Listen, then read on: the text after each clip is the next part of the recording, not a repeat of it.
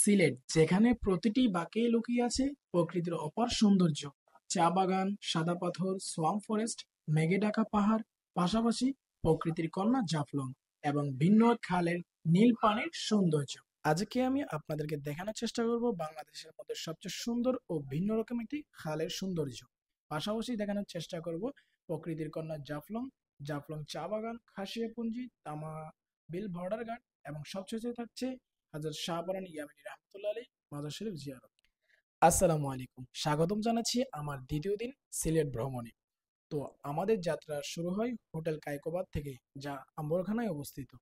আজকে আমরা যাচ্ছি সিলেটের মোট 6টি পর্যটন স্থানে। 1 নম্বরে থাকছে প্রকৃতিকন্যা জাফলং, 2 নম্বরে থাকছে জাফলং চা বাগান, 3 নম্বরে থাকছে খাসিয়াপুঞ্জি অর্থাৎ আদিবাসীদের গ্রাম, 4 নম্বরে থাকছে তামাবিল বর্ডার গার্ড এবং 5 নম্বরে থাকছে লালা খাল, যা বাংলাদেশের সবচেয়ে ভিন্ন রকম একটি খাল। সব শেষে থাকছে হযরত শাহপরান ইয়ামিনী রহমতুল্লাহ আলাইহি মাজার শরীফ জিয়ারত। তো আমরা বের হয়ে পড়লাম আমাদের প্রথম স্পট জাফলং এর উদ্দেশ্যে। গাড়ি থেকে সিলেটের সৌন্দর্য দেখতে দেখতে আমরা চলে আসলাম জাফলং। যাক, অবশেষে আমরা সিলেট দ্বিতীয় দিন জাফলং চলে আসলাম।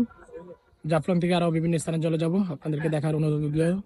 পাশাপাশি আমাদের ভিডিওগুলো দেখবেন, সিলেটের সম্পূর্ণ ভ্রমণটি আপনারা দেখবেন এবং উপভোগ করবেন। আপনাদেরকে দেখানোর চেষ্টা করব, যদি আমার মাইক্রোফোনটা হারিয়ে গিয়েছে, নর্মালি ভিডিও করে দেখানোর চেষ্টা করব।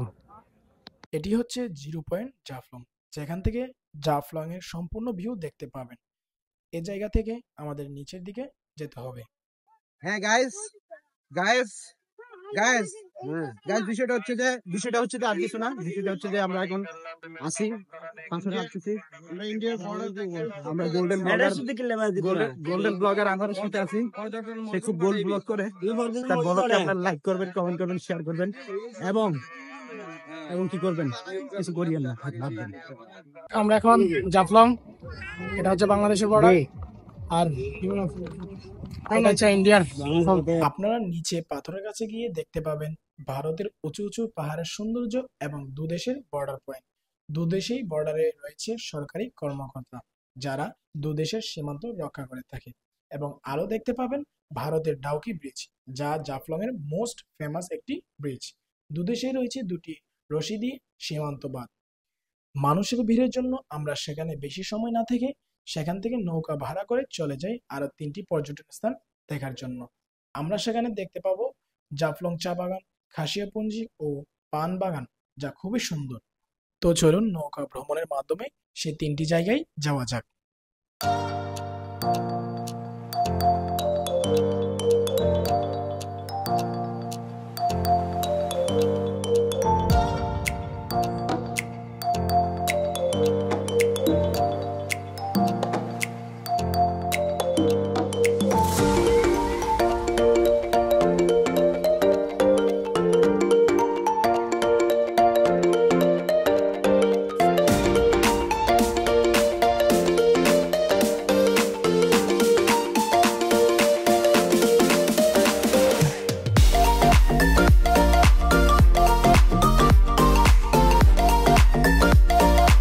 তো নৌকা থেকে নেমে আমরা সোজা চলে আসলাম জাফলং চা বাগানের সৌন্দর্য অবলোকন করার জন্য।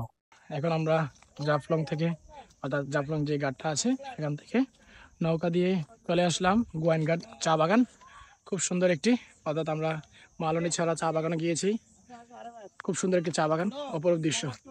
চা বাগান কেবল চা গাছের সমাহার নয়, প্রকৃতির এক অপূর্ব সৃষ্টি। সবুজের সমারোহে ঢাকা এই স্থানগুলো মন ছুঁয়ে যায় প্রতিবার। চা বাগানের মনোরম পরিবেশ, শীতল বাতাস মনকে করে দেয় প্রশান্ত। আমরা চা বাগানের সৌন্দর্য উপভোগ করে চলে যাই খাসিয়াদের পঞ্চায়েতে, অর্থাৎ আদিবাসীদের গ্রামে। এই বাড়িটি হচ্ছে তাদের জমিদারদের বাড়ি, অর্থাৎ আমাদের যেমন জমিদার রয়েছে তাদেরও জমিদার রয়েছে। তাদের জমিদারের বাড়ির এই কারুকার্যে সুসজ্জিত করা, খুবই সুন্দর দেখতে। যদি আপনি সচক্ষে দেখেন সত্যি মুগ্ধ হবেন, তাদের এই বাড়িটি খুব সুন্দর। তো আমরা জাফলং এর এই স্থানগুলো ঘুরে বের হয়ে যাই চতুর্থ গন্তব্য তামাবিল বর্ডার গার্ড, অর্থাৎ তামাবিল বর্ডার গার্ড দেখার জন্য।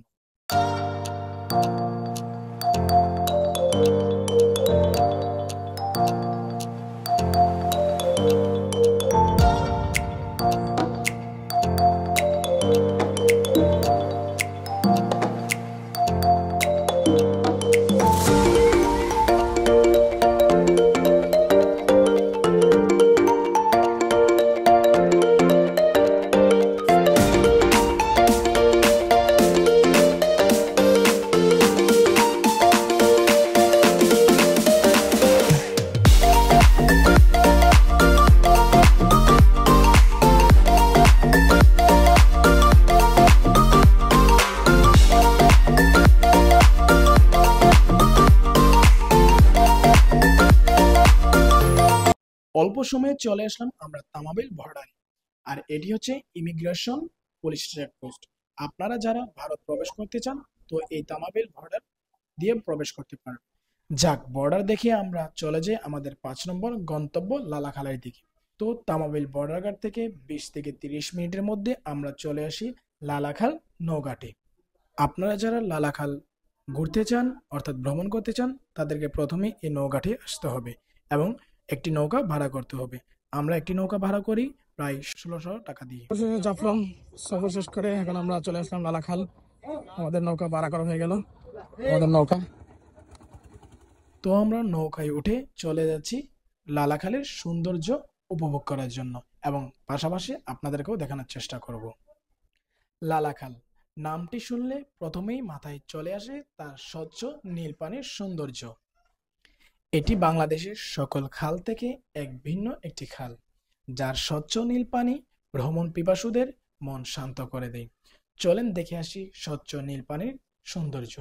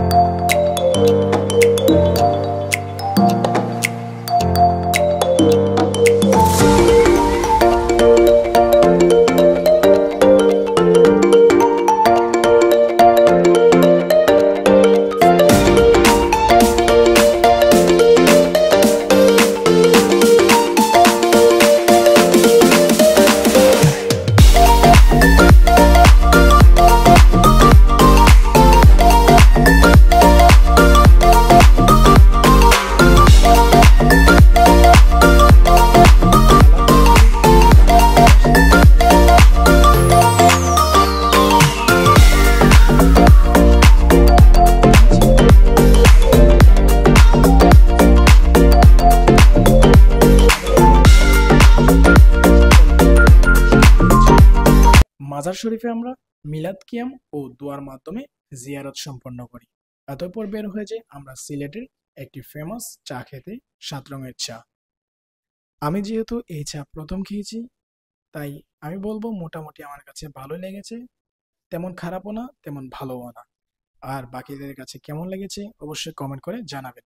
তো ভালো থাকুন, সুস্থ থাকুন এবং আমাদের চ্যানেলটি সাবস্ক্রাইব ও পেজটি ফলো দিয়ে পাশে থাকুন পরবর্তী ভিডিও পাওয়ার জন্য।